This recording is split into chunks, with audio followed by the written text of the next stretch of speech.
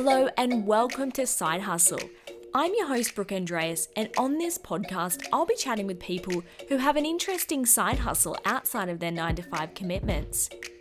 In this episode, we chat with Moesha Johnson, who is juggling completing her Bachelor of Biomedical Science degree full-time and also being an elite athlete. We chat about how she started, the challenges, the amazing experiences, as well as her tips for if you're looking to start your own side hustle. Here she is. Welcome. Yeah, thanks. Thanks for having me. So let's start with where you are today. So what is your 9-to-5 commitment and what is your side hustle?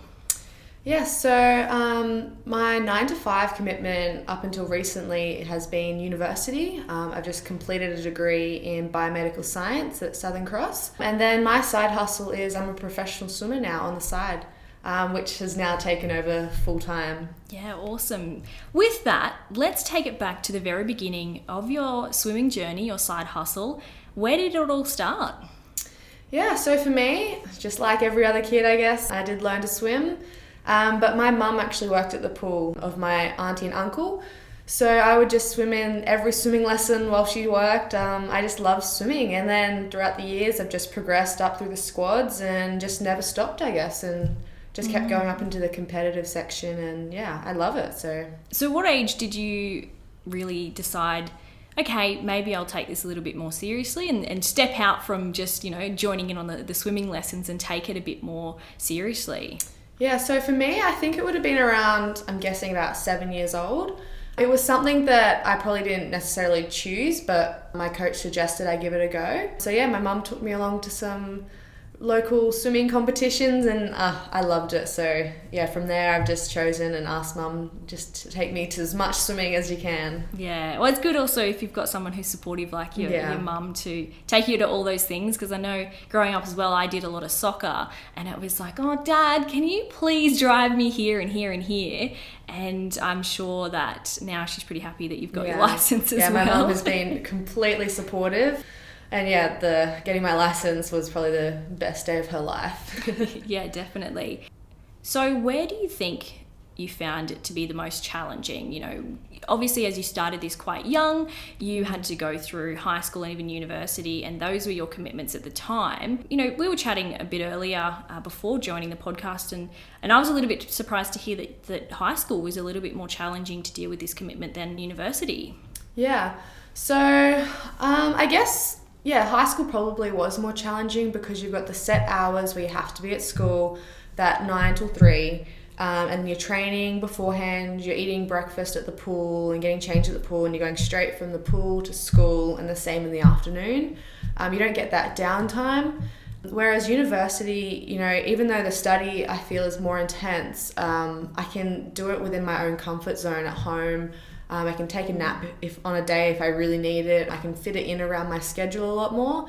And having that flexibility makes it that much easier. Just, in busy periods, you can work ahead in university and make sure you're free around the times that you're going to have a lot of assessment at uni. Yeah. So yeah, it's definitely, I think high school is probably the challenging. Like, it's all challenging. There's always going to be a challenge present, but yeah, in terms of the side commitment, yeah. Well, that's what I've found with my own university experience, and I think sometimes you think you're going to go in there and just get it done, full time, which you did, which I'm astounded by, because I went in and I thought I'm going to do this full time, get it done, and part time 5-6 years later I'm still here and I don't have a massive commitment like swimming. So good on you for getting that done. Now you have, I guess, some interesting things ahead. Now that you finish university, what are you looking at doing with swimming? Yeah, so basically I went straight from high school into university. So I'm just looking at just stopping study, even if I decide to continue it down the track. So my main focus this coming year, or like year and a half, I guess, will be just purely on swimming. And I'm really excited for that because I've never had the opportunity just to solely focus on that. So yeah, it'll be interesting. I get like paid to swim. It's not like big dollars, but I'll be now pursuing like sponsors and that sort of thing. So the time I was putting into my university studies, I'll be putting into my own personal image, I guess, like marketing myself more so than like studies. Because that time that I would put into university just left no time for me to just do any other sort of development for myself towards swimming. Yeah. And so with being paid to swim, will that take your, you won't need to go and get like a part-time job or anything, so you can solely focus on swimming? At this stage, because I've saved up while I've studied at university, I've been very lucky. My parents have let me live at home. At this stage, I won't be looking for a part-time job simply because the hours are really hard to fit in around training. If one comes up, I will be taking it on though, because the pay that you get as a swimmer, it's more like a funding or a grant. Yeah, sure. And then from there, it's what you can build on top of that is what is more the money that you make from it. Yeah, no, that's great.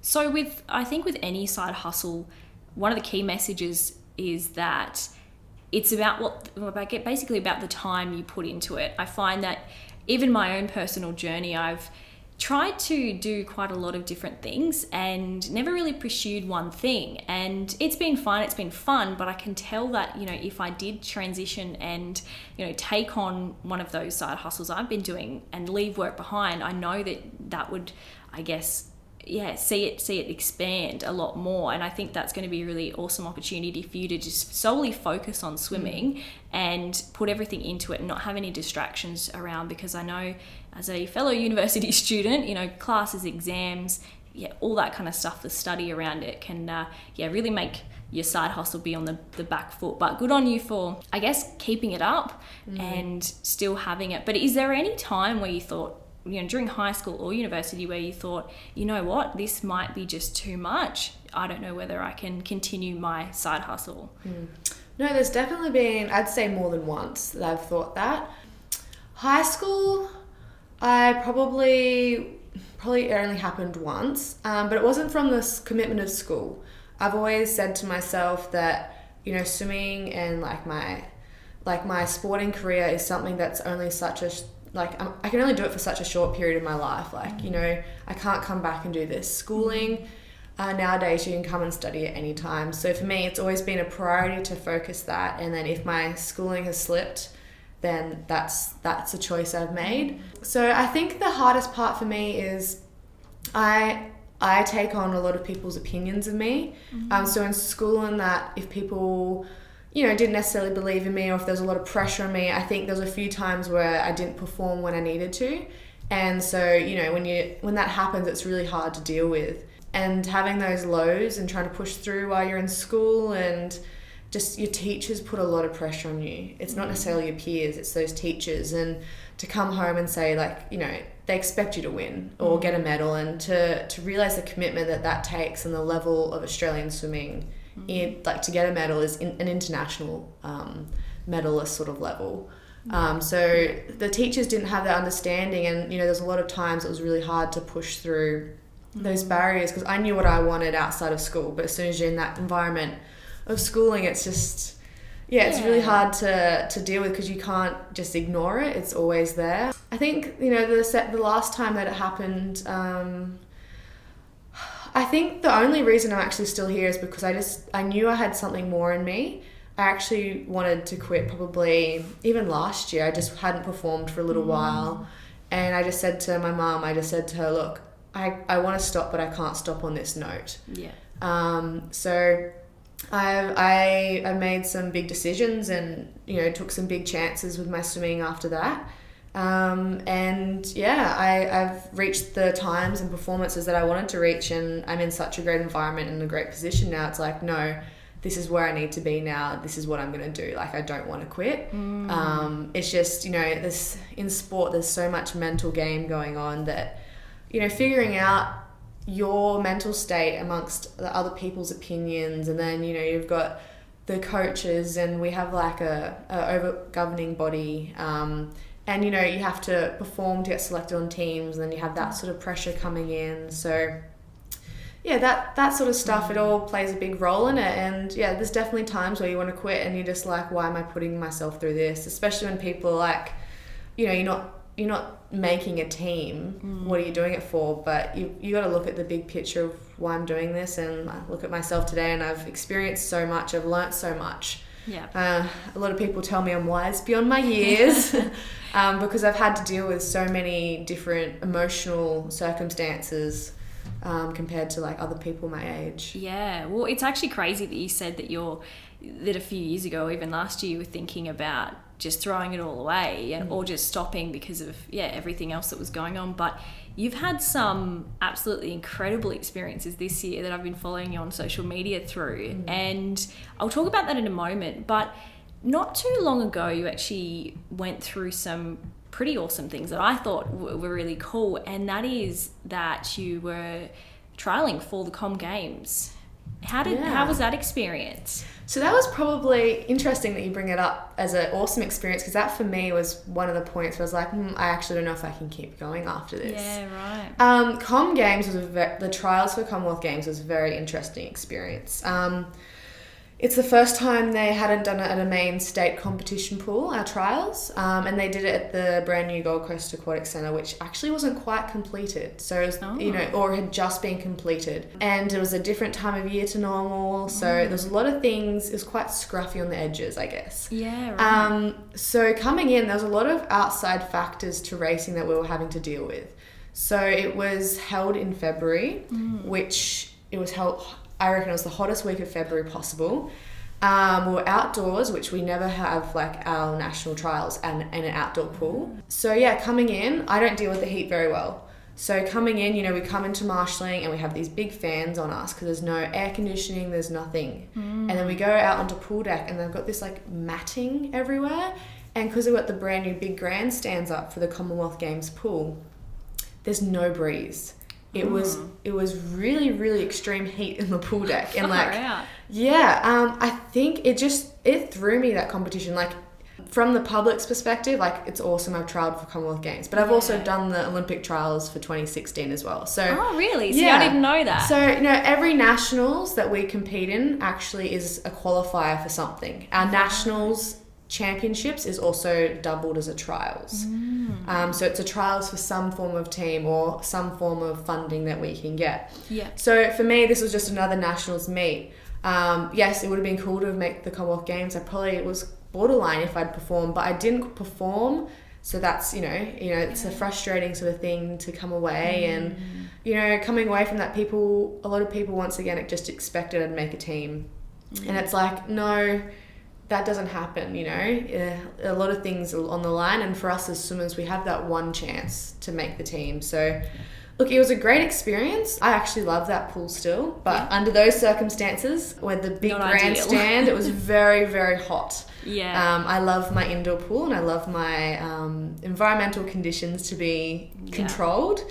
And I have heard that the different pools you swim in, I think there's even a famous story of someone who was a really great swimmer, but they'd only trained in like a saltwater pool or something like that, or vice versa. And then when they actually went to swim, it was a different pool, and it was just completely their performance was just thrown out the window. Yeah, because you're doing so many hours in the same pool day in, day out.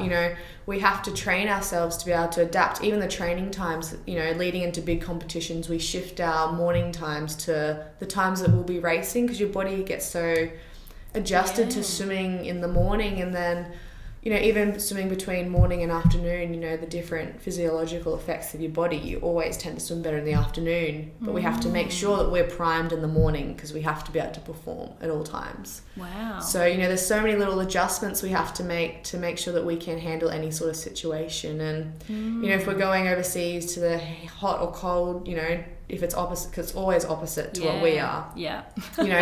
We have to go over early and then adjust and get our bodies in the right groove, and just lots of different things to make sure that exact sort of situation doesn't happen. Yeah, no, definitely. So what does your typical day look like with training, or week, if that helps? Yeah, so recently, so one of the big moves I've done to help my swimming along, I actually moved to a club up North Gold Coast. So I live at Tweed Heads, And so for me, that's a big drive at the moment. I may move up eventually, but not yet. Yeah. So a lot of my day at the moment consists of driving. So I'm actually really lucky because I'm in the high performance squad. We don't have any school age children like swimming with us. So we can start later because we don't have to, you know, kids don't have to get to school on time anymore. Yeah. So that used to be me, but not anymore. My training day starts at 6. So for me, I'm up at 4:45 at the moment. Get in the car, drive up there, and so at the moment, depending what time of the season, because we're in like a building phase at the moment, we do a bit of dry land, so like running. We're doing a bit of running at the moment, and then we'll get in the pool for like 2 hours, 2.5, depending how many Ks we're doing that day. And then on like a Monday, we'll go and do gym. So we do gym 3 times a week. Yeah. So that's like my Monday morning, and then I'll come home, do my big drive home, and then because I've got to drive back up there again for a 3 o'clock session or 4, depending on what the schedule is. I don't have much time at home, so it's all about resting, recovering, and refueling my body. Like people think it's only the training times, but no, it's the other times too. Like rest and sleep is like just as important as the training. Yeah. So then I'll go back up for a second session in the afternoon. That's more swimming focused. So that'll be another 2.5 hours as well. So I train 10, 11 times a week in the pool. I do gym 3 times a week, and most morning sessions will do some form of dry land, like running, spinning. A spin like is in like a cycling class. Yeah. So is that gym class, is that more strength based or cardio or? Yeah, so because I'm a distance swimmer, I do a lot of cardio as it is, so I don't need any more cardio. Like if we do dry land and running and like cycling, that's just to get a bit of like athleticism like a general athletic sort of build to the cardio. But yeah, it's about building strength, especially for someone like me. I'm quite tall, and I grew quite late as well, so I don't have that power to strength and weight ratio. So my big focus actually at the moment is strength. So we're in the gym, we're trying to get stronger, but at all times we don't compromise our time in the pool. So if gym is going to injure us, we have to, look at that again. So I guess there'd be a lot of times where you are looking at food and recovery and gym and how that affects everything to do with your swimming. Yeah. So is life surrounded by swimming at this point? Yeah. It's an interesting dynamic. Leading into big meets, you definitely get very tunnel vision, but when trials are another year away, you're trying to keep a bit of mental balance. So at the moment, like outside of training, yes, I'm really trying to focus on my eating and refueling and resting, but I'm also really trying to balance it with distraction. So for me at the moment, I'm trying to get a few catch-up jobs done, having been away, but I'll try and get outdoors. I love to be at with the ocean, do a bit of art, and just kind of just use the other part of my brain and just distract myself from the sessions a little bit. Otherwise it can be very taxing and very frustrating, because this time of the season, especially because we are doing so much strength, your training sessions can be really up and down. And you can have some really good ones, some really bad ones, and if you just focused on that, it can be really hard to get up and keep going, So you got to find a way to balance out that, because it's such an intense thing. You're so focused and you're so fixated on a goal that you want to be able to balance it out.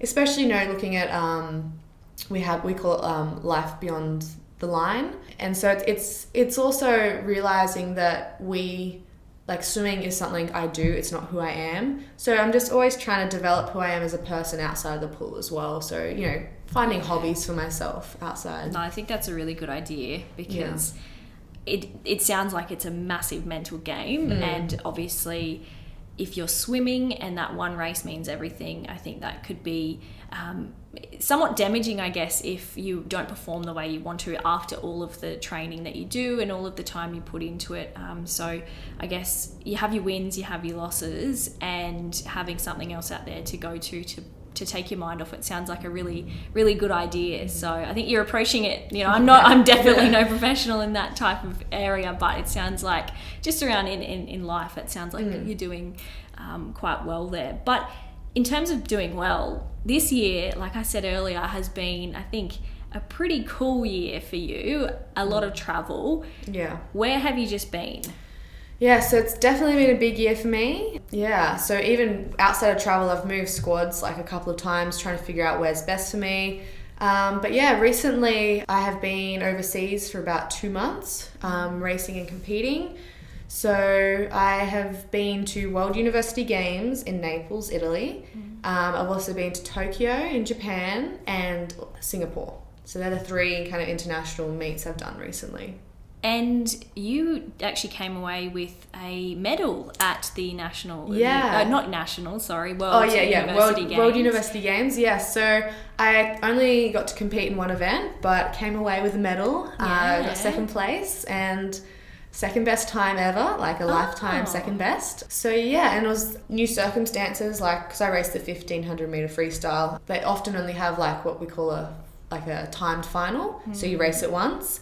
But over there we had heats and finals, so having to back up 2 1500s within 2 days, it was definitely a unique experience. So to be able to pull off a time that's my second best ever and come away with a medal, I'm very happy with that. Yeah. Definitely. So yeah, that's what I did in Naples, and then in Tokyo and Singapore was part of the Asia World Cup with FINA.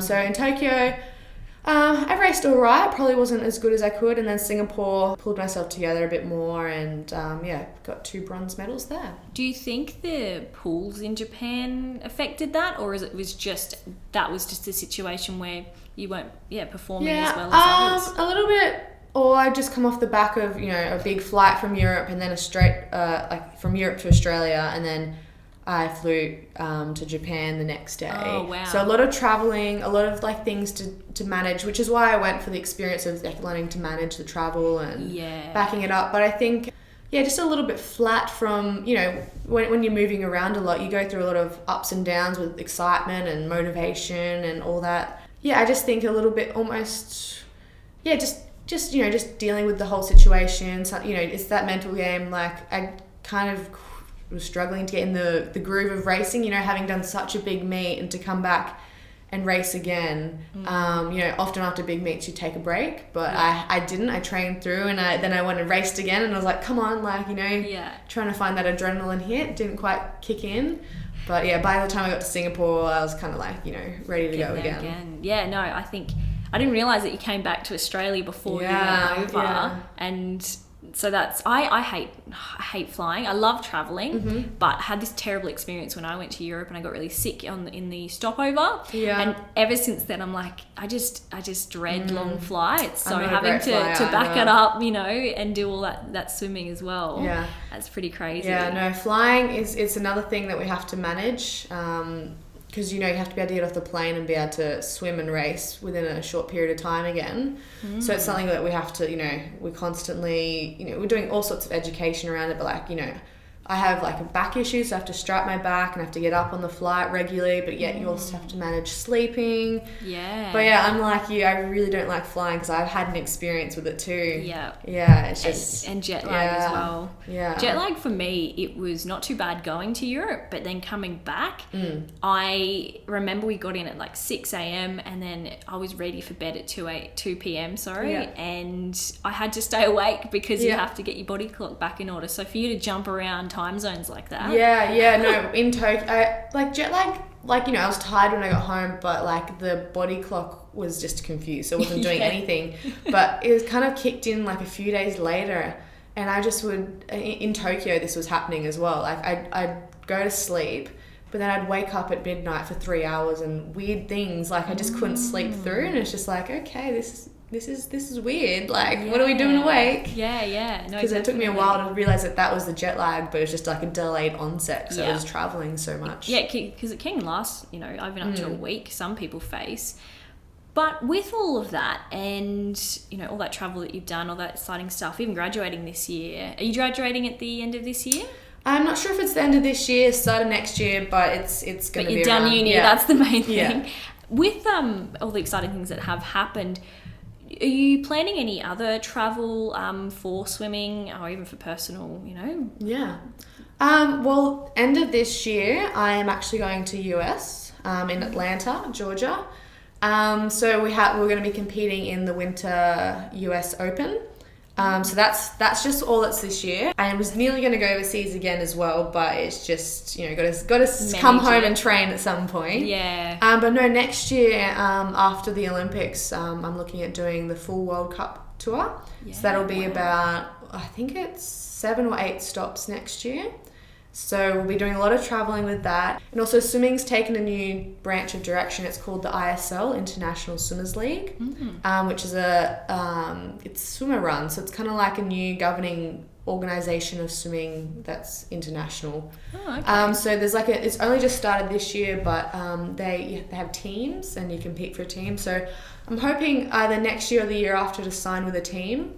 So then that means as well I'll get to do some more traveling. But all of that is part of the business, I guess, the side hustle. It's that's where I make my money in those sorts of meets, is when I get to actually race for money. So both of those will include that, but also along the sideline, get to travel to some incredible places. Yeah, well, that's super exciting. One last thing is, what tips and tricks, I guess, or what is any advice for someone who is doing a 9-to-5 job, or they've got commitments with uni or even high school, and they're looking to start a side hustle or even some sort of hobby?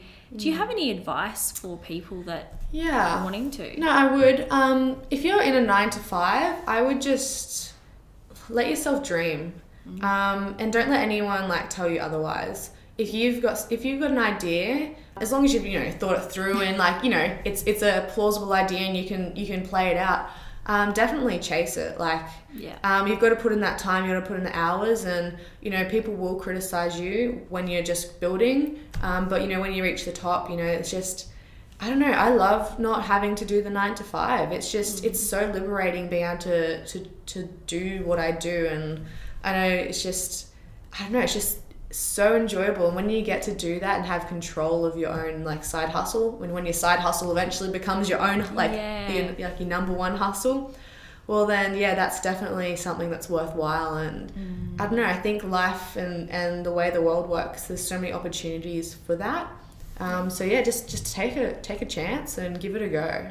I actually find it really interesting that there is a lot of times when people do criticize you when you're starting and anything really, and you might not be too sure how it's going to go, and you put yourself out there and just hope for the best. But then when you get to the top, anything that you do doesn't really matter, because you're up there and people think, oh wow, they're doing this or they're doing that, and there's suddenly I just think that's a really interesting idea. That's how the world works. It's always very interesting as well, because people are always like, how did you do it? It's like, did you not see me putting in the time and the hours? Everything takes that first slog of commitment to get there. And if you want to do it, then it's doable. We just nothing comes easy, but it once you're there, it's always worth it. Yeah, definitely.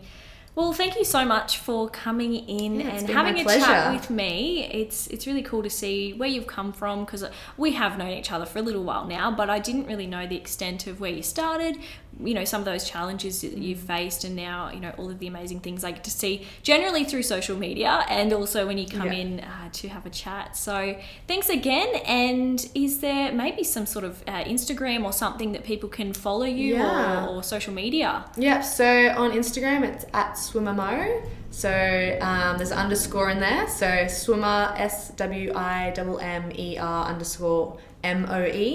Yeah. So that's for all my swimming stuff on Instagram. There's also a Facebook page, Moesha Johnson.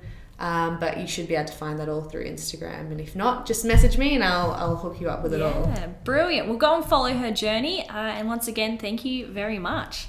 Thank you.